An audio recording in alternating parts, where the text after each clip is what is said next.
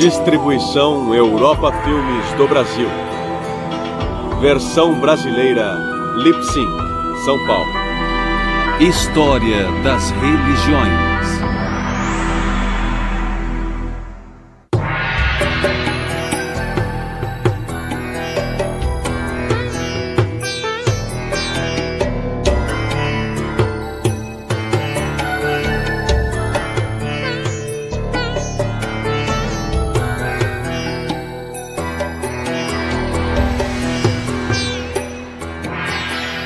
Hinduísmo.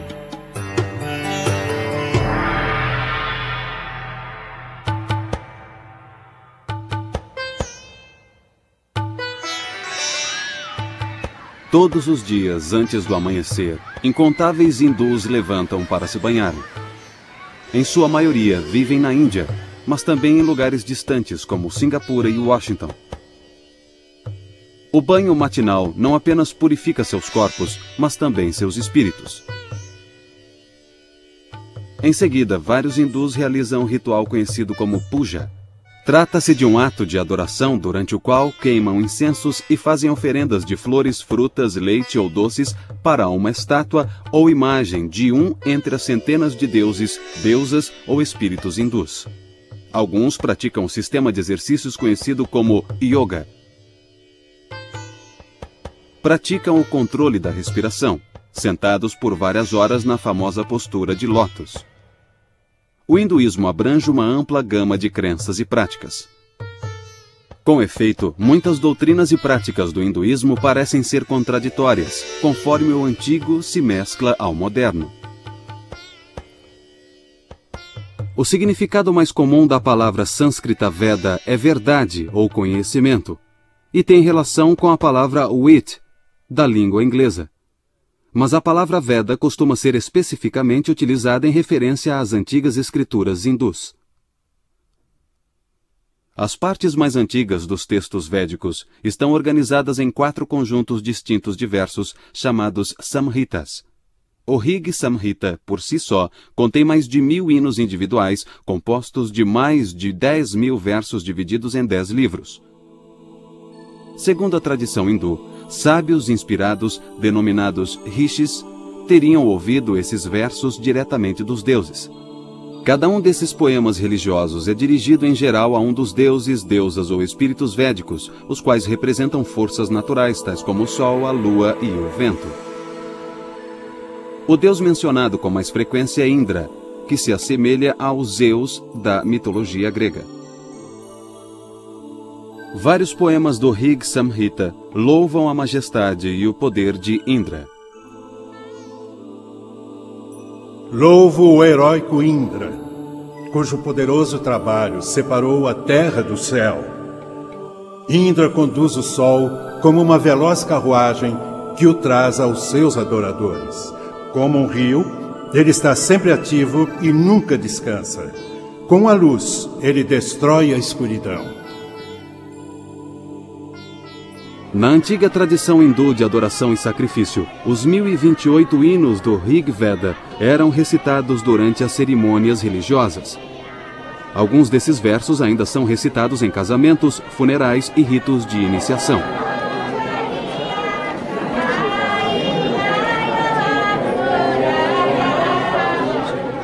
Os simples atos de recitá-los é sagrado, assim como o som produzido.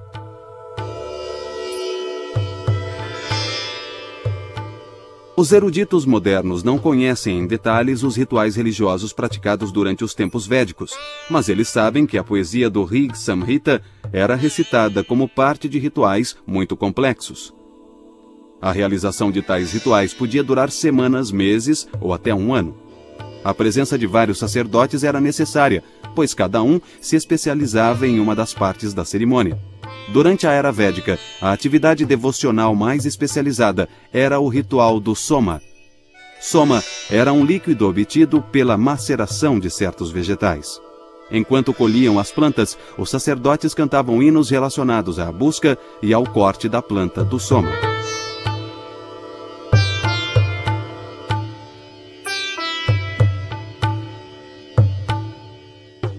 Os brahmanas, compostos aproximadamente entre 1800 a.C., adotam um tom insistente ao defender tanto a importância dos rituais quanto o costume de presentear os sacerdotes que os realizam. De fato, muitos dos Upanishads, os quase 300 últimos livros que compõem os textos védicos, censuravam o sistema religioso védico prestes a desaparecer e a ser substituído. Com efeito, os primeiros textos védicos não mencionam as crenças e as práticas que os contemporâneos costumam associar ao hinduísmo. Os Samhitas indicam que os antigos indianos comiam carne de vaca. Mas ao longo dos séculos, a vaca tornou-se um animal sagrado, um símbolo da fertilidade da terra. Comer sua carne tornou-se um pecado. Os primeiros Vedas descrevem uma vida após a morte. Posteriormente, os Upanishads introduziram uma ideia diferente, a reencarnação. Os hindus passaram a acreditar que as almas não iluminadas estão presas a um ciclo contínuo de morte e renascimento. Moksha, a liberdade do doloroso ciclo de morte e renascimento, tornou-se a meta dos que se dedicam à meditação e à autodisciplina. É provável que as crenças e práticas védicas tinham sido ofuscadas por revoltas religiosas contra a dominação dos sacerdotes e seus rituais rebuscados. As tradições religiosas do jainismo e do budismo, iniciadas no século VI a.C., viriam a se tornar os mais famosos desses movimentos de protesto. O budismo e o jainismo foram, em parte, uma reação ao sistema de castas. Esse sistema é composto de 4 níveis: os brahmanes, ou sacerdotes, os kshatriyas, ou guerreiros, os vaishyas, ou trabalhadores, e os shudras, ou intocáveis. Essas castas eram rígidas e não era possível transitar entre elas. Uma mulher poderia mudar de casta através do casamento, mas o homem ficava preso à sua casta, nascia em uma casta e tinha que seguir as regras de comportamento daquela casta. Os brahmanes eram encarregados dos rituais, e em sua ausência a casta mais elevada se ocupava dos rituais. A obsessão por rituais marginalizou grandes setores da população, alienou-os totalmente de qualquer crença espiritual ou religiosa, pois não podiam tomar parte desses rituais. Eles podiam contratar um brahmane para realizar o ritual, mas não participavam do ritual propriamente dito, ficavam alheios a ele. O desenvolvimento do budismo e do jainismo tem aí uma de suas razões, sendo uma reação contra o extremismo de casta e de ritual. As doutrinas filosóficas e éticas dos jainistas e dos budistas mudaram a natureza do hinduísmo. Os rituais védicos foram ficando em segundo plano a partir do século VI a.C. Teve início uma nova era de desenvolvimento do hinduísmo.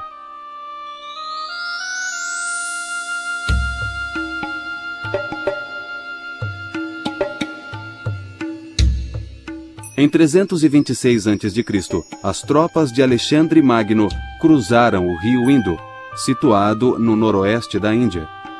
Na época, a iminência do ataque parecia evidente, e os dirigentes de vários territórios indianos haviam se associado. Isto criou o que viria a ser chamado o Império dos Maurya. Os soldados de Alexandre, porém, se recusaram a ir além do rio Indo. Mas a política indiana já havia mudado. Em cerca de 250 a.C., Ashoka tornou-se imperador da dinastia dos Maurya. Expandiu o império por meio de violentas guerras de conquista, durante as quais centenas de milhares de pessoas morreram. Farto do derramamento de sangue, Ashoka voltou-se para a fé budista em busca de consolação. Ele influenciou profundamente a vida religiosa indiana devido ao apoio oferecido aos budistas. O apoio real ao budismo e ao jainismo continuou ao longo de um milênio, o que explica, em parte, a ausência de monumentos religiosos hinduístas antes do século IX da era cristã. Embora poucos edifícios religiosos hindus tenham sobrevivido, as bibliotecas mostram que o hinduísmo estava reagindo aos desafios colocados por budistas e jainistas, porém de forma mais intelectual do que material. A resposta hindu assumiu duas formas. Primeiro, os hindus reestruturaram seus sistemas filosófico e teológico. Aprofundaram ideias budistas e jainistas ou criaram argumentos contra elas. Por exemplo, os hindus aceitaram a crença em reencarnações. Adotaram outros conceitos como o karma, que é a soma das influências negativas e positivas geradas por boas e más ações. Os hindus também abraçaram a ideia de que o karma pode ter um impacto que se propaga ao longo de várias encarnações, mas rejeitaram a noção de que Buda tivesse aprendido o caminho para a salvação. O segundo tipo de resposta hindu foi a ênfase à adoração de divindades pessoais. Os deuses que se tornaram objeto de adoração não eram os mesmos encontrados nos textos védicos. Vishnu, Shiva, Krishna e Rama ganharam destaque, ao passo que Indra e os outros declinaram.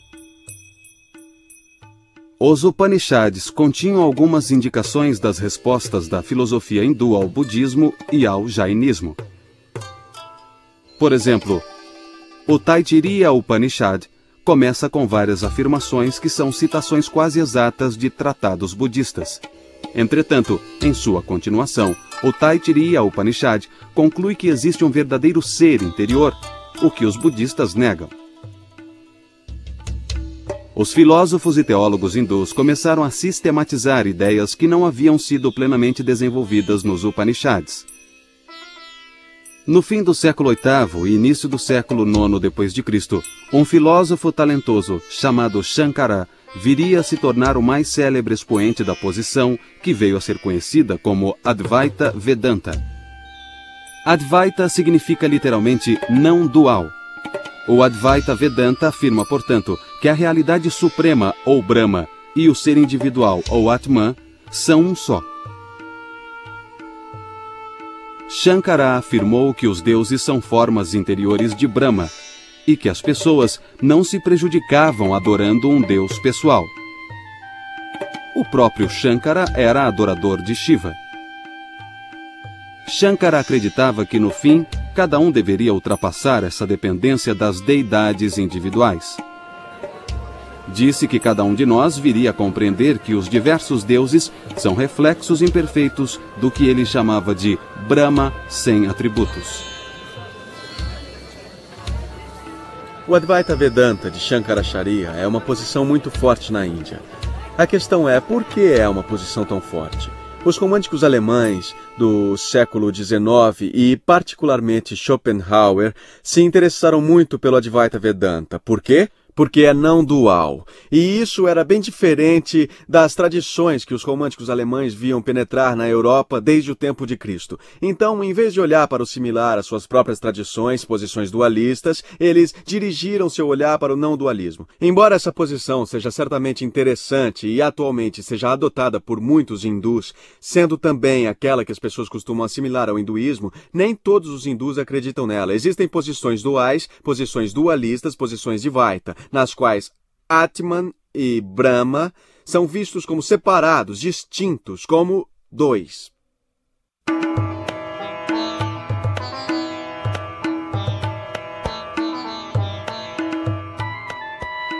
Os primeiros séculos da era cristã testemunharam uma imensa explosão de energia criativa na Índia.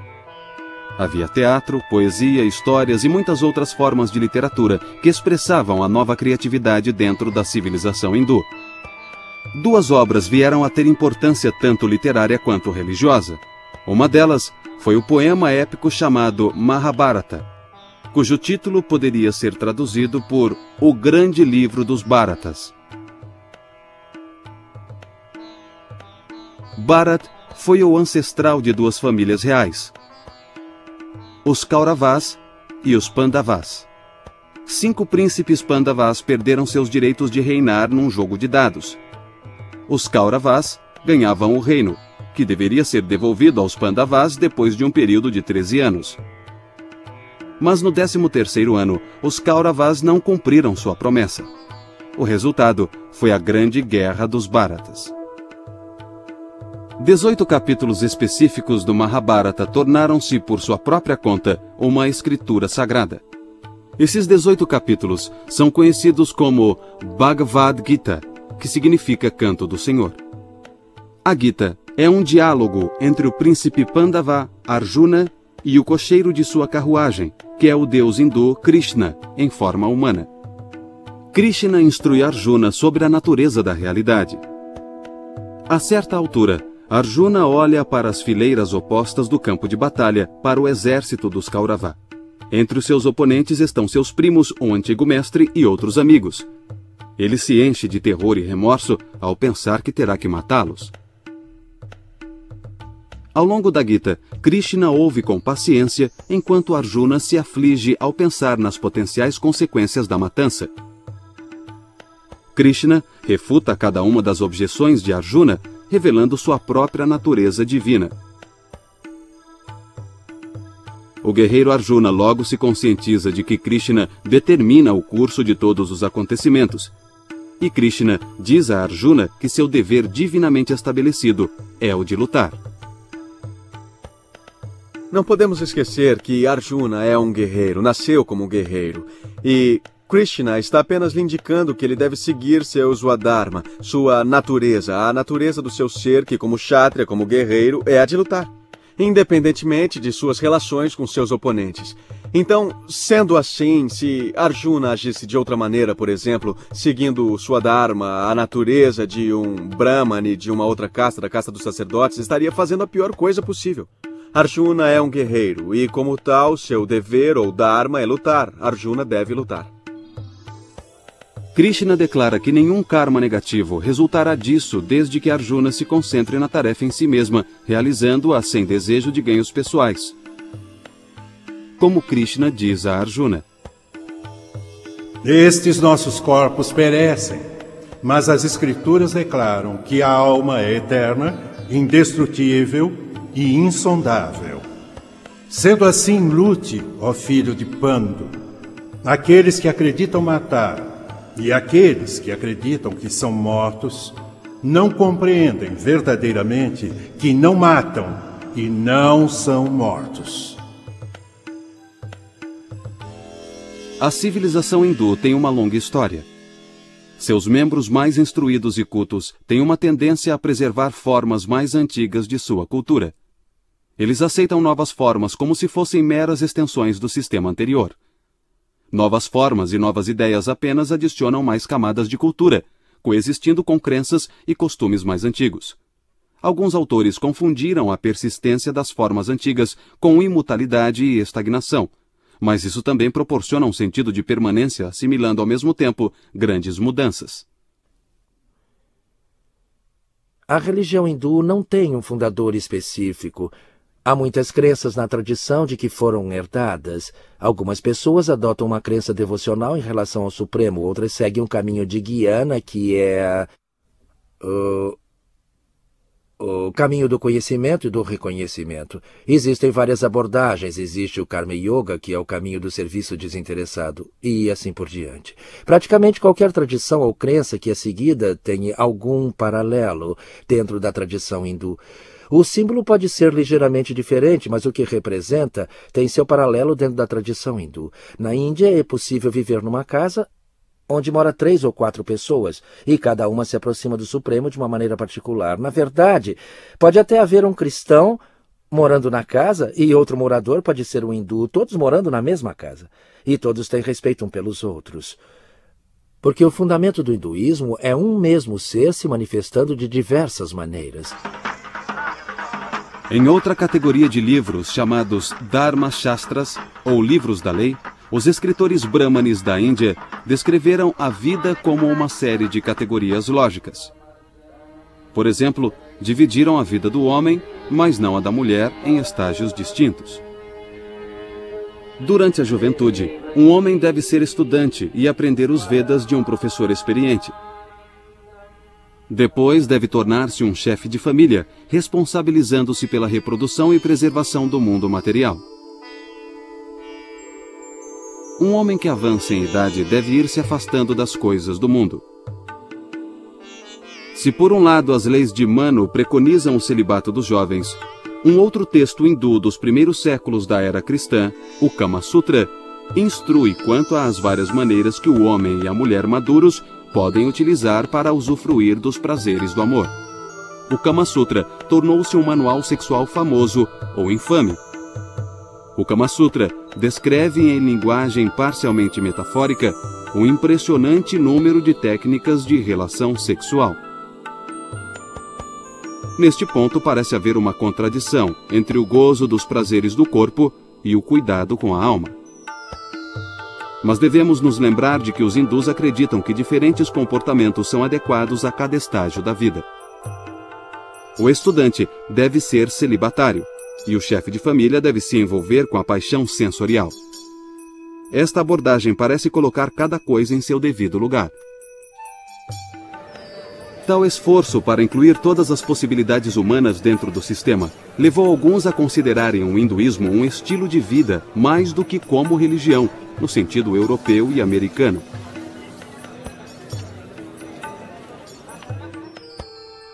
Uma outra dimensão do estilo de vida hindu surgiu no que poderia ser chamado de Baixa Idade Média da Índia. Esta nova dimensão era um sistema bastante desenvolvido de astrologia e continuou a ser parte importante da vida hindu. Extensos manuais sobre o assunto eram facilmente encontrados, e o astrólogo de calçada tornou-se uma figura importante em todas as cidades e vilarejos. No caso de decisões importantes como a realização de um casamento, os horóscopos da noiva e do noivo recebiam cuidadoso estudo. Os horóscopos também eram consultados para escolher o dia mais auspicioso para o casamento. Assim, tanto as estrelas como as fases da lua, os dias do mês e as horas do dia têm um papel de destaque na vida dos hindus. Dessa maneira, a astrologia se assemelha à água como um dos elementos práticos do hinduísmo. Hindus, judeus, cristãos e muçulmanos utilizam a água tanto física quanto simbolicamente, como substância de purificação. Os cristãos entram em uma nova vida através do batismo. Os muçulmanos têm que se lavar antes de orar para se purificarem. Da mesma maneira, os hindus consideram o banho como um ato que remove qualquer forma de impureza, razão pela qual a maioria dos hindus se banha todas as manhãs. Os hindus consideram o rio Ganges, no norte da Índia, como a água mais pura do mundo. Muitos hindus acreditam que um banho no Ganges elimina todos os pecados. Os idosos às vezes escolhem passar seus últimos dias à beira desse rio, particularmente em uma das cidades sagradas por onde ele flui. Após a morte, eles são cremados e suas cinzas são espalhadas sobre o rio.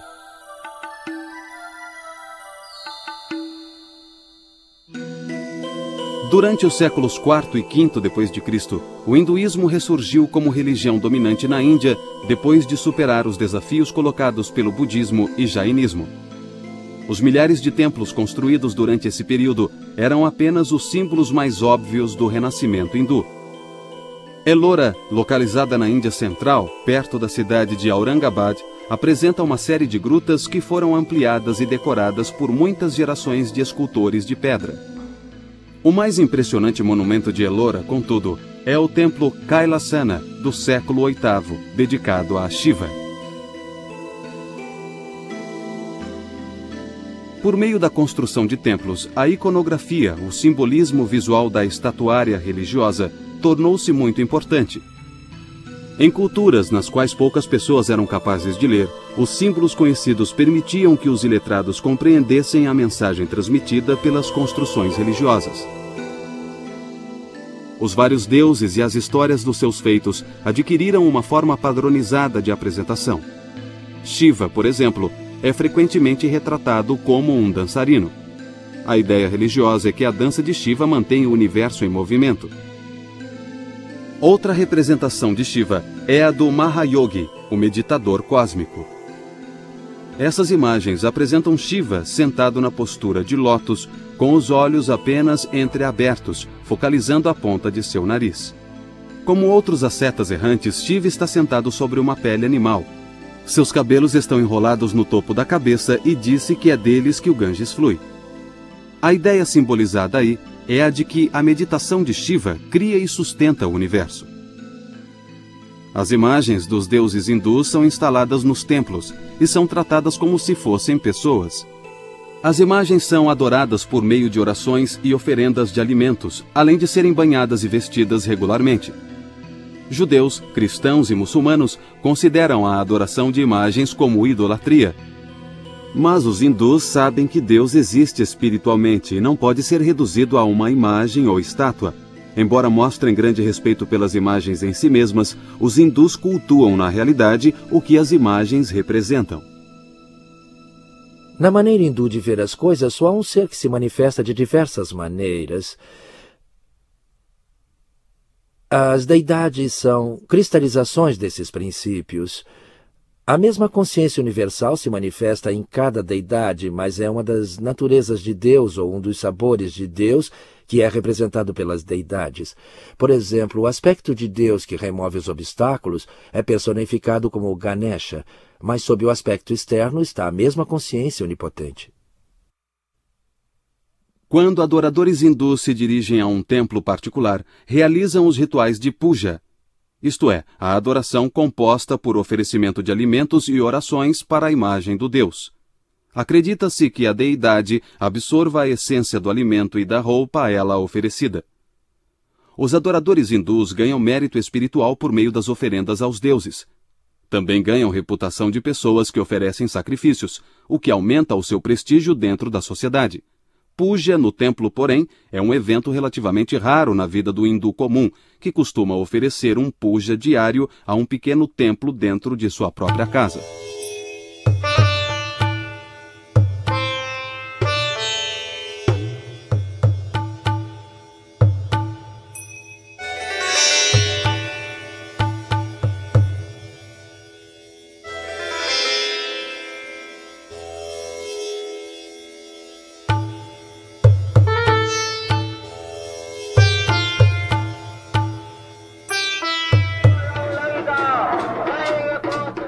No hinduísmo, não existe um dia específico do Senhor, ou Sabá, como têm os judeus e os cristãos, embora os hindus celebrem frequentemente festivais em homenagem a um deus ou outro. Um dos mais famosos entre esses festivais é o Ram Lila, ou Saga de Rama, que é especialmente popular no norte da Índia. O Ramayana é quase tão popular e influente quanto os Mahabharata e seus capítulos sagrados, a Bhagavad Gita. No Ramayana, o deus Rama assume a forma humana de um príncipe. A história se desenrola em torno do sequestro de Sita, esposa de Rama, pelo demônio chamado Ravana. Rama e seu irmão Lakshmana buscam Sita e seu capturador, e disso decorrem muitas aventuras. Rama faz uma aliança com Hanuman, e finalmente ele e Lakshmana confrontam o demônio na ilha do Sri Lanka. Utilizando o poder divino de Rama e de milhares de macacos do exército de Hanuman, os heróis matam o demônio.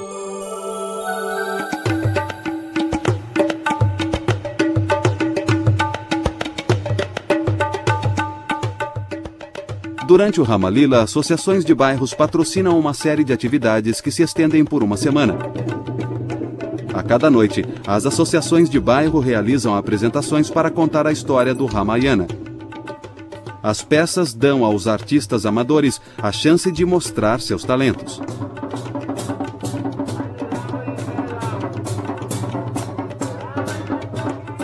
As associações de bairro também constroem um imenso boneco do demônio Ravana em papel machê.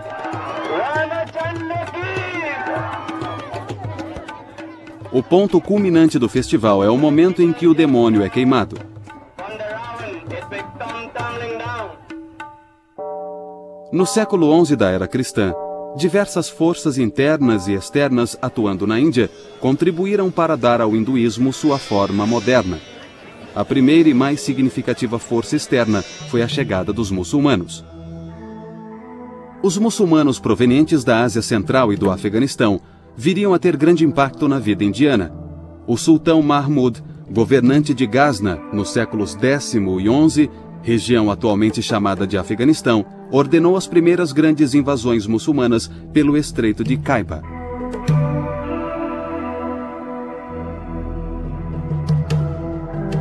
Suas motivações principais eram aparentemente econômicas.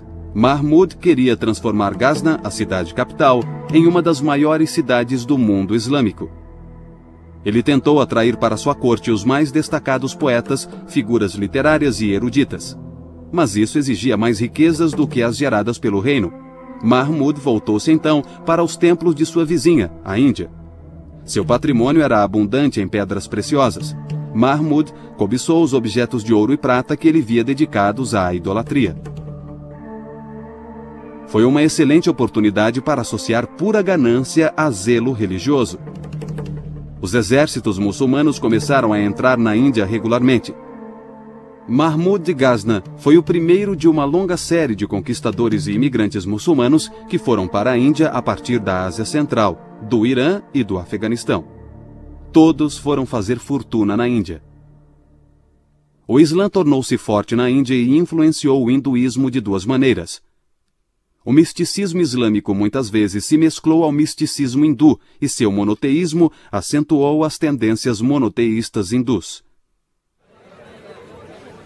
Por outro lado, a maioria dos hindus rejeitou o Islã.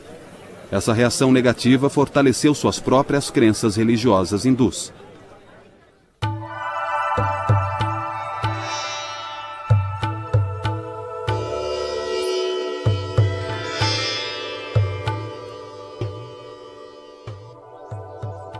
Os movimentos Bhakti renovaram o hinduísmo entre os séculos IX e XVIII da era cristã.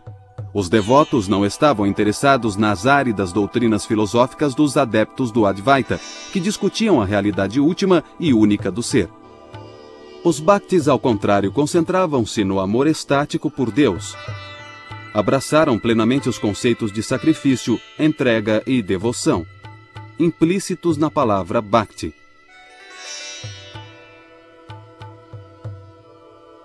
Os movimentos Bhakti também eram altamente pessoais. Os Bhaktis adoravam um Deus pessoal e não o ser absoluto, sem atributos descrito pelos adeptos do Advaita.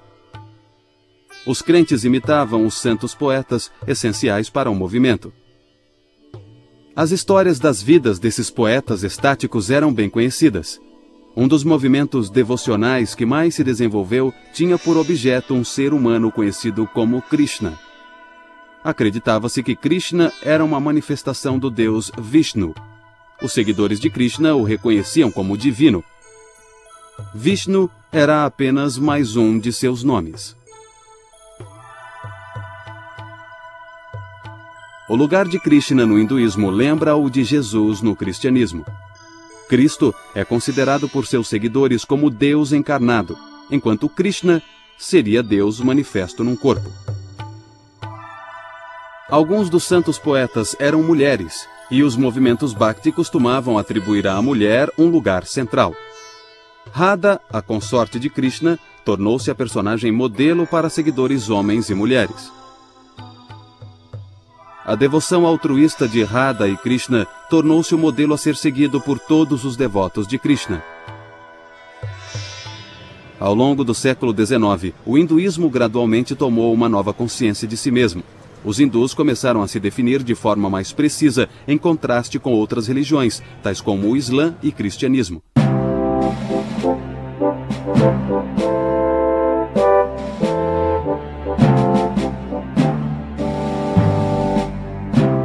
Quando chegaram à Índia no início do século XVII, comerciantes britânicos buscaram concessões comerciais dos imperadores mongóis que eram muçulmanos.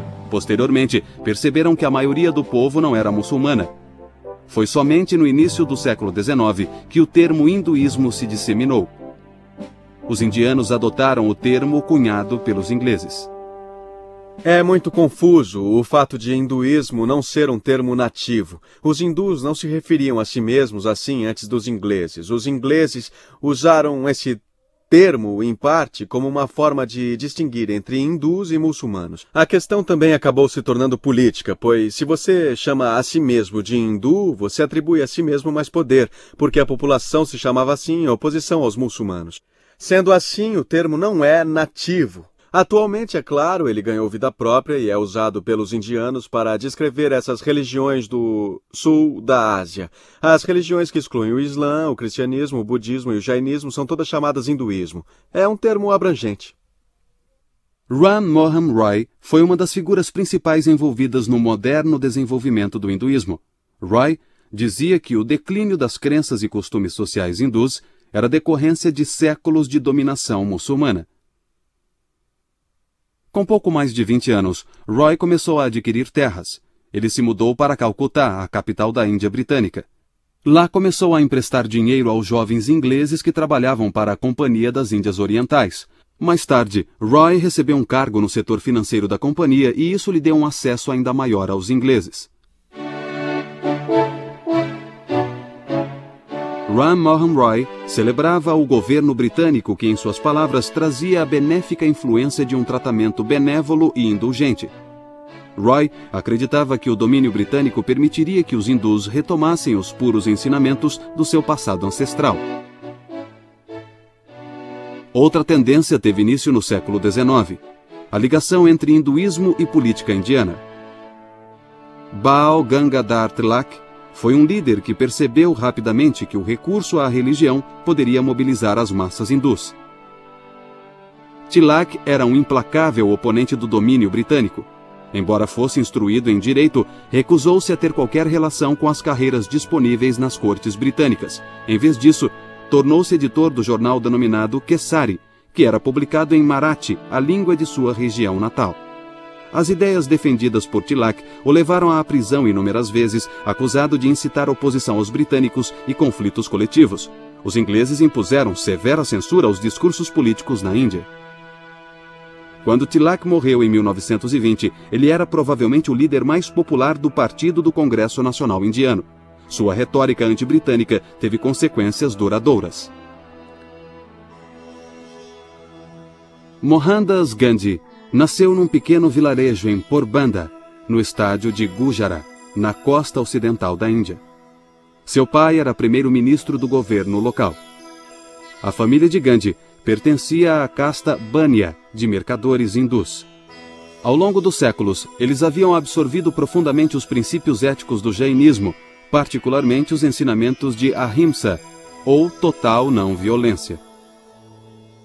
Ahimsa significa a não violência total, ou seja, a não violência em pensamentos, palavras e atos. E essa filosofia de Ahimsa não pode ser realizada plenamente pelos indivíduos ou pessoas comuns. Mas Gandhi tinha a seguinte percepção, como um estudante na escola. Ele ou ela aspira a receber nota 10, mas nem todos os estudantes que frequentam a escola têm nota 10, mas todos esperam alcançá-la. Da mesma maneira, podemos nunca conseguir ser totalmente não violentos na vida, mas devemos continuamente buscar alcançar esse nível à medida das nossas possibilidades. Durante a Primeira Guerra Mundial, Gandhi deu grande apoio à causa britânica. Ele esperava que a cooperação resultasse depois em concessões políticas por parte do Império Britânico.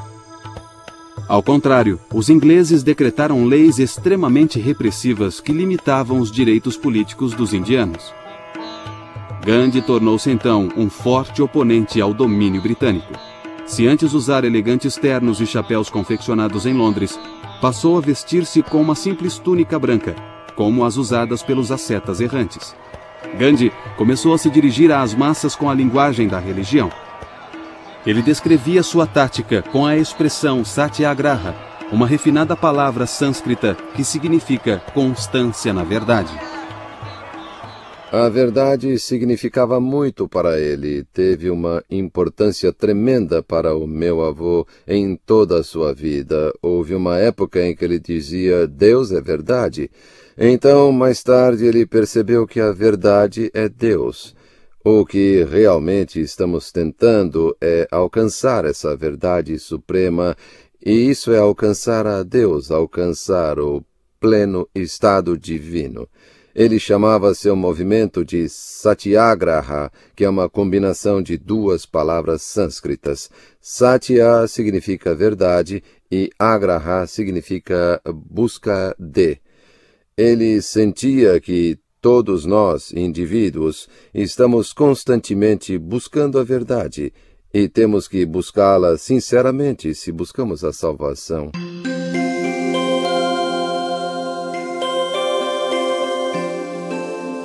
Gandhi aprendera muito com Tilak sobre como recorrer à religião para impelir as massas indianas. Mas ao contrário de Tilak, que elogiava atos políticos violentos, Gandhi enfatizava a tolerância e o caráter inclusivo do hinduísmo. Em vida, Gandhi tornou-se conhecido como Mahatma, um título cujo significado é grande alma. Como Mahatma, ele tentou trazer os não-hindus para o movimento pela independência. Ele veio a perceber que a Índia era constituída por diversas religiões. Há uma significativa população muçulmana, uma significativa população cristã e pessoas que acreditavam em muitas outras religiões tribais. Então, trata-se de um conglomerado de diferentes credos religiosos e não podíamos desejar eliminá-las. Não podíamos declarar a Índia um estado hindu e esquecer o resto das pessoas. O país tinha que sobreviver como um estado leigo que daria oportunidades iguais e direitos iguais às diferentes religiões e às pessoas que acreditavam nessas diferentes religiões. Assim, quando ele percebeu a existência de todos esses fatores, acho que ele percebeu que seria sábio mudar as crenças das pessoas. Entre 1919 e 1924, ele forjou uma aliança entre o Congresso Nacional e um grupo de jovens líderes muçulmanos. Essa aliança foi sempre frágil. Gandhi costumava usar símbolos hindus para propósitos políticos. Por exemplo, ele pedia constantemente que os muçulmanos abolissem o ritual de sacrifício de vacas. Os muçulmanos não faziam objeção ao consumo de carne de boi, e na festa de comemoração do sacrifício de Abrão, frequentemente realizavam um sacrifício ritual de vacas. Como Tilak, Gandhi adotou a vaca como símbolo da Índia hindu. Em seu espírito, a mãe vaca estava intimamente associada à mãe Índia. Se os muçulmanos consideravam a abordagem de Gandhi hindu demais, muitos outros pensavam que Gandhi era insuficientemente hindu. Não acho que ele era um hindu no sentido tradicional. Não praticava nenhum dos rituais do hinduísmo. Não acreditava nesses rituais. Ele acreditava no respeito a todas as religiões do mundo. E por isso ele as estudava. De fato, uma de suas frases famosas é que um estudo amigável de todas as escrituras é um dever sagrado de todos os indivíduos. Ele realizou esse estudo amigável. Estudou a Bíblia, estudou o Antigo Testamento, estudou o Alcorão e tudo mais. Ele estudou todas essas escrituras e extraiu de cada uma delas o que achou que seria útil para a sua vida pessoal, incorporando isso em seu estilo de vida.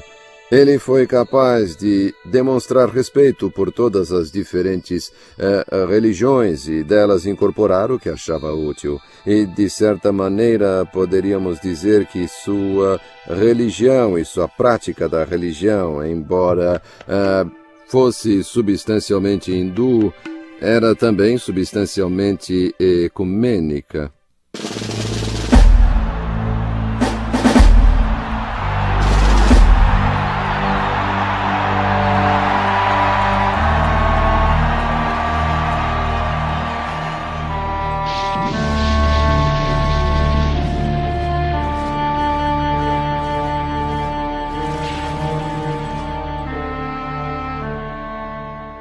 Depois da Segunda Guerra Mundial, a Índia Britânica se dividiu. Um novo país chamado Paquistão era majoritariamente muçulmano e a Índia era majoritariamente hindu. Vários milhões de muçulmanos permaneceram na Índia e Gandhi se empenhou em desfazer a fissura entre muçulmanos e hindus. Muitos começaram a ridicularizá-lo, chamando-o de Mohamed Gandhi. Em 1948, Nathuram Godse aproximou-se de Gandhi quando este se dirigia a uma reunião de orações e nele atirou, matando-o.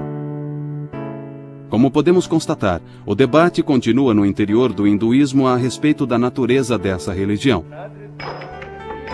O hinduísmo não é apenas uma crença viva, é também uma crença vívida e uma grande variedade de crenças e práticas coexistem dentro dele.